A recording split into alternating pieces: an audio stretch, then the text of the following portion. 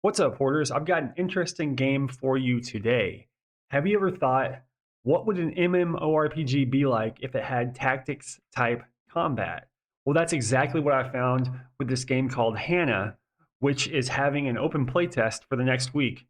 So until February 8th, you can download the game on Steam and hop in and try it out for free. I don't think it's going to be a free to play game in the future. So if you want to try it now, see what you think. You'll see the comment on the screen. It's if you've ever played any type of strategy RPG or tactics game or tabletop RPG, the combat is going to look super familiar. It's like Shadowrun Returns, the old Shining Force games, so on and so forth. But it's something that's very absent in the MMORPG space.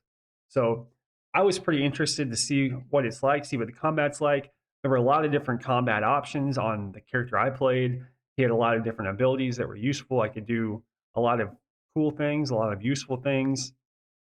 I could probably do some extra things, like you see these buttons over here on the far right, select first summon, select second summon, third summon, etc. Unfortunately, I never explored those, and for whatever reason, I think they patched the game, they put a new server out, and it wiped my old guy, so he's gone, and I didn't want to level all the way back up to unlock those things. But summoning is going to be, I think, a big part of the game, in addition to the tactics combat. But yeah, just it's a unique thing. I'm pretty sure it's a French development team because later on in the video, you'll see certain things are in French. There's a lot of French in their Discord. But language issues aside, the combat, it was good tactics combat. I don't know what else to say besides I only played by myself. It would be interesting to play with a team in larger battles. I never fought more than three or four things at a time. Some of the groups of enemies I saw because you can always see the group of enemy before you engage. But some of them were pretty large. Um, I feel like this would be an awesome game to play with friends. Lots of games you can play solo. You can probably play this one solo. Just over level as much as you need to, and then go back and brute force it. But with that strategy element attached, this is definitely one even more than your typical game that you would want to play with a group and with friends. Just have everyone coordinating on the same page, taking on the really difficult battles.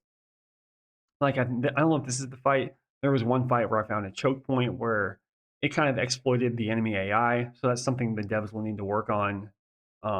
Basically, if only one enemy could get to me, that would be the only enemy that did anything. The other enemies wouldn't move or do any type of support features. They would literally just stand wherever they were on the map, and that's where they were until they were able to get to me. Let's see. I think this is it actually. So after my turn here, I'm pretty sure the other two enemies are just going to stay where they're at. Yeah, you can see they skipped their turns and just left me there. So that's one thing the devs can improve on. But I mean, also, finding choke points is a tactical thing that happens in these types of games. So I just out of the just pure randomness happened to find this little area, but I'm sure there are more things like that in the game. Anyway, let's look at some other stuff. The game does have questing. It does have stories. It has a cute little anime Fern Gully esque aesthetic going on, which is kind of interesting. It might not be for everyone, but it's something you don't see everywhere. You see the giant sunflowers here and the girl wearing the mushroom as a head or helmet. That's kind of their whole thing in this game, I guess. Mushrooms are a big deal. Um, I was trying to find out what was going on with why the monsters were in some dungeon. Like I said, the monsters aren't, at least the ones I came across, maybe because it's in the starter area, they weren't aggressive. You could walk by them and they wouldn't attack you. You would have to consciously click on them to start combat. There were a few rooms in the dungeon though where you had to defeat the enemies to move on to the next room. So you couldn't just walk in and walk out. You were trapped in the room and you were you were either going to live or die. Um, so just be aware of that. But at the moment, the consequences for dying were just basically being teleported back to the starter area. I didn't see, or at least I didn't find any type of like buying stone or recall points or anything like that. Um, I assume those types of features will be added in the future. Yeah, it's got one town, which you see me wandering around here, talking to the various NPCs. Lots of the buildings are empty. I assume there's future plans for them, but it does have quests. It does have a story. Uh, I consider that more icing on the cake. The the meat, the substance is definitely the tactical combat because that's the one thing it offers that you're not really going to be able to get anywhere else. Although, if anyone out there knows of any other tactical styled MMORPGs, please, please, please put them in the comments because I would be super interested in checking those out. I have no idea how much longer the development's going to take for this game, but I got the feeling that it's not super close to being done. Um, in one day, I got from like level 1 to 14, I think. So you level up fairly fast, and as we'll see in a little bit, once I go over kind of the skill menu and level ups and stuff, I don't know what the max level is, but it's got to be 200, maybe higher, just due to how many skill points you need to upgrade certain things. So maybe that's a cool thing. Maybe it's one of these games with just almost limitless levels because of how many levels there are. Plus, being able to assign your level up points adds a lot of class building and customization that other games are missing. So that's another pretty cool feature. Here I was I had accidentally clicked on an NPC right before I entered a building, and you could see the dialogue continued with the NPC even though I was on a different map, or at least on my screen I couldn't see the NPC anymore. So maybe that's a little bug or something they need to fix, but it it is what it is. Like I said, it's an alpha game. They're letting us try it for free. I love trying out new games, and I love finding these play tests, and I like sharing them with people so you guys can try them too and see if you like them. And then the more input the devs get, the better they can make the game, and that just helps everyone. The better games that devs make, the more fun that we have as players.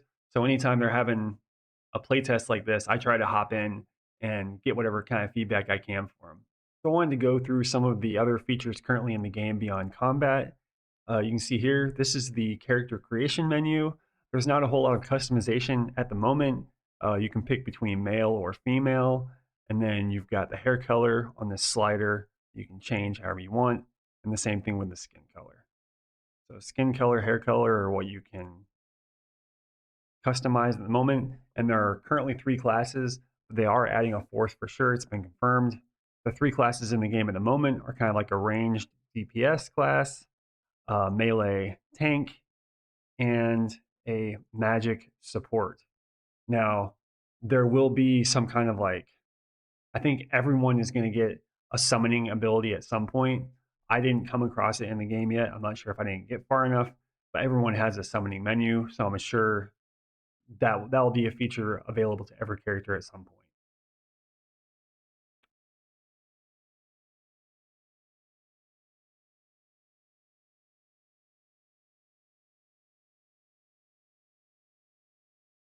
So in the game here, here's the current world map. You can kind of see how big it is. I'm assuming they're going to fill in all the black with future development. But if you can see each little like tile, I guess, the red tile is where I'm at now. It corresponds to the entire screen you see here. And if I move up the road here, this map will also move with me. So each tile on the map is a screen, and they actually look pretty nice. They look almost hand drawn. Maybe they are. Maybe it's graphics, just a style, but it's a nice looking departure from your typical 2D or 3D MMORPG. Beyond the map, we've got the skill tree. This is for the tank. You can see there's a decent number of abilities. You get 1 point per level up. So like the next time I level up, I could do either of these. You have to go in order. And you see they start getting more expensive as you get higher into the skill tree. So like these up here, it would take 5 levels worth of saving to get these. You can currently reset everything for free whenever you want. And then you can put the points wherever you want them. Here is the summoning ability menu I was talking about. Um, some of the games in English, some of it's in French. I believe it's a French dev team, but I don't have any summoning abilities. My other character had gotten up to level 14. I don't think he had any either, but I don't remember. I think they got wiped.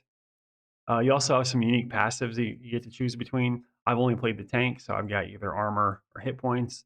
You can also reset this at will for now. So some pretty good options there. Beyond that, you have character stats every time you level up. Pretty familiar to a lot of types of games where you get to allocate these stats however you want. So you get to individuate your character however you see fit. So I've been putting them mostly in attack. And you can see here, it costs 3 points to go up and attack, 1 point for hit points, 100 points for AP. These are like, your action points for combat. So I'm sure they'll tweak this at some point because you're only getting, I think it's 6 points per level. So this would be well over 100 levels. I don't know what the max level is, but it must be really high. MP are movement points, not magic points. So this would increase your movement. This would increase how many actions you can do per round. There's a market at the moment where you can sell stuff you find. You just drag it here, put whatever you want to sell it for, click the button, and it goes up on the market. And other people can then find that gear and buy it. Most people are pretty nice and putting the starter things for like 1 gold because you get a few gold for beating intro low level enemies. And then, but once you get out of the starter gear, it really starts ramping up. Like I think there's no body armor until later in the game, and you can see the minimum price on these are like 200. But I mean, if you play the game, you're going to get gold. You'll be able to get whatever gear you want. I haven't seen any gear that just completely outclasses the other gear. Uh, some have some have set bonuses and some don't. Let's go back to these real quick. There's actually a pretty wide variety of gear in the game. So you see these are for like a caster. These are more generic. These, I believe, are more melee, attack, and they have set bonuses. So there's a pretty good variety of gear in the game for it being however early it is. You can find whatever you're looking for. And even though these boots are all the same type, there's some RNG that goes into it. So the stats are set, health points and spirit, but the amounts of those values change from piece to piece. You can see 4 and 1, 4 and 2, 5 and 2. So you basically figure out which type of gear you want, and then you grind that gear until you get perfect stats on it. There's also PvP. There's a ladder board here. You can see these are for duels. I haven't done any of the PvP. Basically, it's hard to half the people here right now are speaking French, but eventually I'm sure there'll be more people, and there's not very many people playing, which is why I'm making this video, hopefully to get more people into the game to try it out. But there's a PvP leaderboard, most victories. There's a overall experience leaderboard, who has the most XP in the game, and reputation. I'm assuming reputation is tied to completing quests. I don't know for sure though. There's also a PvP arena where you can do team death matches essentially, but you would have to get a group and have another group. Once again, a feature that when there's a higher population, I'm sure this will be kicking off. But at the moment, no one's going to be doing it unless you're coordinating with other groups. But the point is, the PvP is there. It's not like open world PvP. It's more controlled, instanced. Anyway, that's all I've got for you guys today. Just wanted to get the word out there that this playtest is going on for the next week. So if you have time, try it out. Let me know what you think. If it's something you're gonna, follow their development in the future, or if it's not really your style, whatever, drop a comment, and I'll catch you guys later. Bye.